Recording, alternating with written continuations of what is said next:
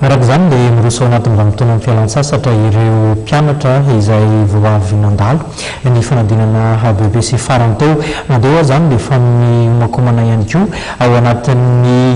fidirana amin'ny tampianarana vaovao ho andrareo ny sefomara manokana izay centre de formation maritime dia mandray ireo ankizy manana diplôma BBC izy ireo ny fampiofanana atonony zany dia ho an'ireo rehetra izay maniry asan-dranomasina na nytatsambo rahantsika ny samy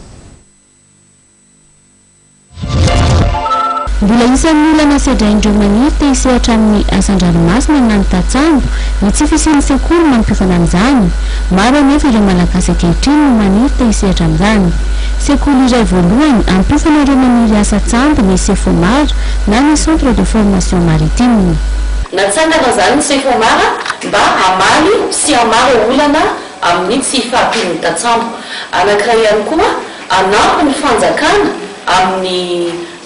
fampifanana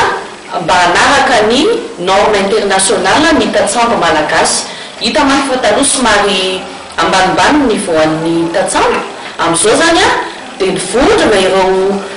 manamboninahitra ao amin'ny marine marchande ametraka ny tsaikefa izara ny tsaikefa nananan'izy ireo mba hampiakatra ny fahalalany tatsambo ny sekoly moa zany a dia any Mahajanga ny misy azy a dia any Toamasina samy afaka miofana avokoa na ny tanora lahy na ny tanora vavy tanjony sekoly ny anamora ny fahazoana asa an'ireo mpisehatra an-dranomasina tanora manana ny diplôme ny BBC zay no voalohany indrindra zany raha hoe vao hanomboka izy zany hanao an'ilay fianarana manam-pikasana ny asany amin'ny sambo dia manarak'izay ireo koa efa amperinasa koa zay manana fikasana zany amboatra ny taratasiny satria mivoatra andro manalina moa zany ny taratasiny brevet moa zany alatsia le teny vahiny misy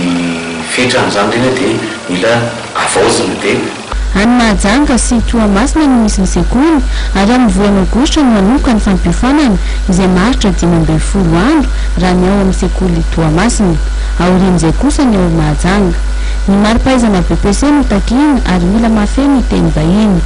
ireo marine marchande efa manana traikefa no mampiofana ary manaraka ny fenitra iraisam-pirenena